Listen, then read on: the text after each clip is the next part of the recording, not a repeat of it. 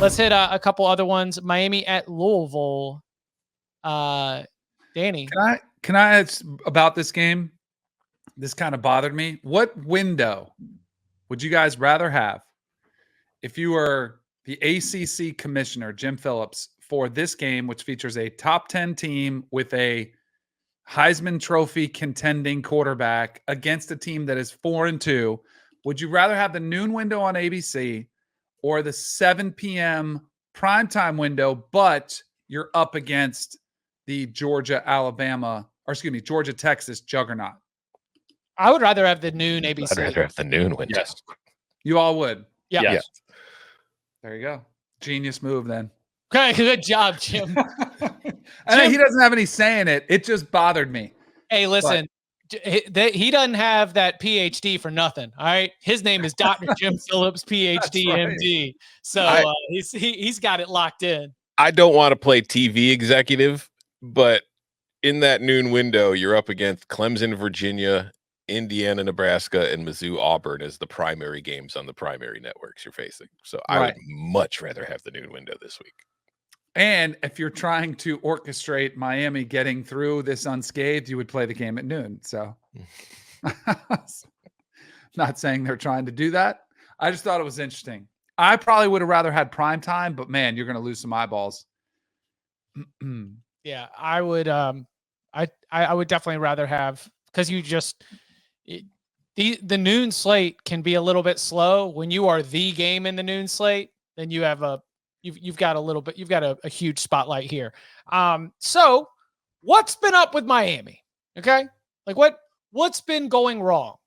Anybody got a good, speaking of Jim Phillips, PhD, MD, anybody got a good diagnosis of why the Hurricanes have found themselves needing the narrowest of margins to be able to get past Virginia Tech and Cal heading into their off week?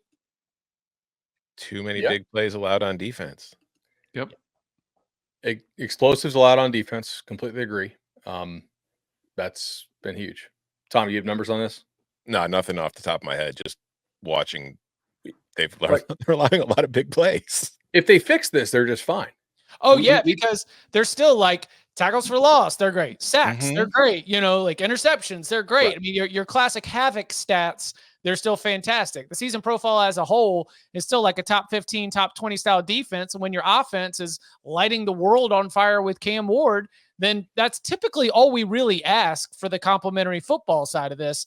It has just been only recently, only in these last two games, the explosives are getting a little bit concerning. And I would say that this is not the coach that you want to be going up against when it comes to trying to scheme up those explosive plays.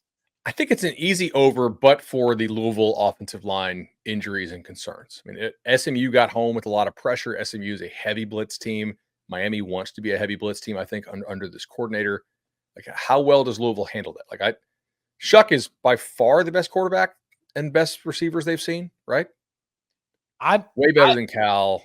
I was digging into this game, and I think this is where the emergence of Isaac Brown, the freshman running back for Louisville, is huge. He's become a real game breaker, and we remember, last year Louisville had two of them. Like, the real key to Louisville's offense was being able to create those explosive plays on the ground through the run. And Isaac Brown, wouldn't you know it, from Homestead, Florida. Mm-hmm. Oh, you think he's excited to play against the U as he's suiting up? Lots. I mean, look, the Louisville roster does and has for a long time tapped Florida, the state of Florida and South Florida. But that was just one thing I set out. I was writing about Isaac Brown this morning, and I, pulling up everything. I was like, oh, that's right. He's a player from down there. If Miami wins this, it's probably because their defensive line just eats Louisville up, and they don't have to blitz as much. And Cam Ward just doesn't do the crazy interception thing. I mean, I wonder sometimes, like, they were so damn good early in the season, like for the first month, and everything they tried worked. I mean, Cam is like kind of jogging against UF in the swamp. He did have that pick early in that game. I think it's just in him. Maybe they try to live with it, Yeah. But the run game for Miami has not been quite as good as I thought it would have been. Now, part of this, I wonder, is like they were kind of game scripted out of it against Cal.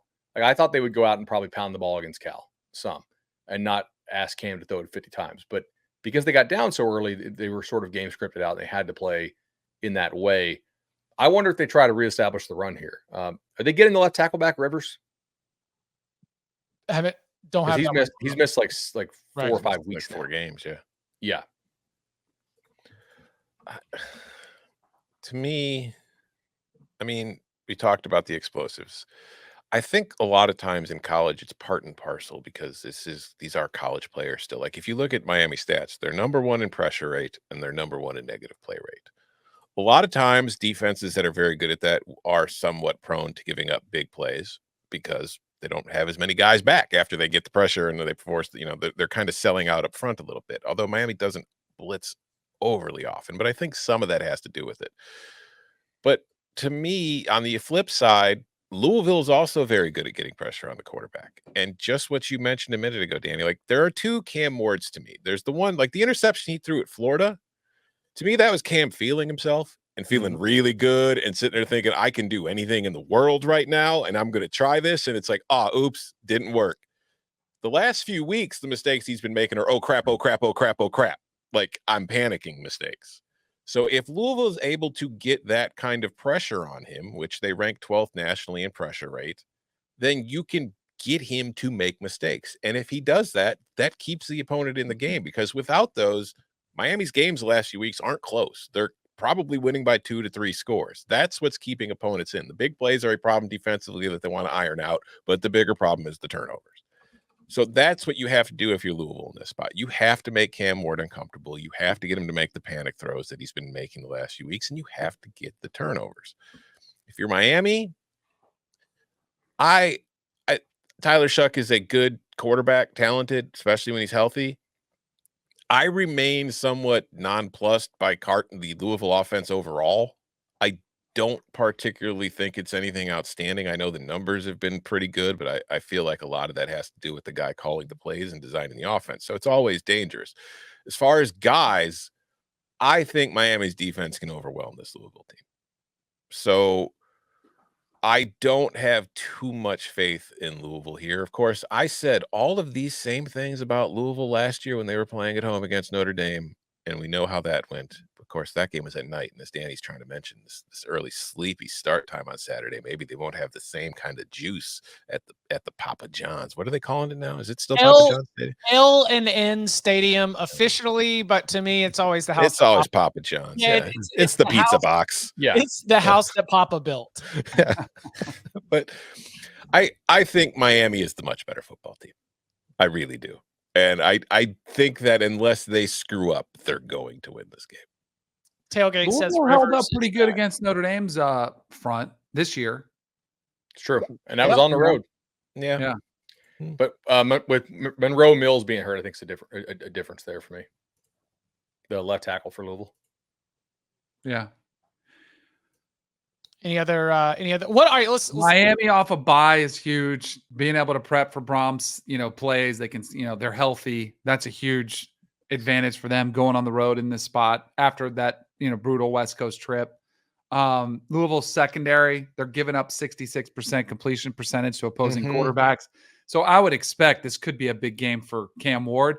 But as Tom mentioned, Tramel Logan, Ashton Delani, they can put some pressure on him, but he's not the type of quarterback because he can escape.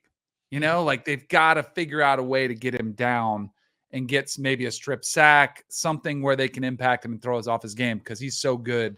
When he misses that first guy that maybe gets free, that's when he burns you. If Louisville's front doesn't have a spectacular game, they are giving up at least 40 points. Yeah. At least. Sacks and interceptions need to be there for Louisville's defense. Probably the buzz things here. All right. Any other lingering thoughts on Illinois, Michigan, or on Indiana, Nebraska? Other games of note from across the country? I said on the show yesterday, Illinois by 1 billion. Okay, I got a little caught up in the moment. Illinois by 1 million. All right, I'm not going to go with the B word. Thank you for being so much more measured with your analysis. Right, you turn those TV lights on, Chip, and I just get excited.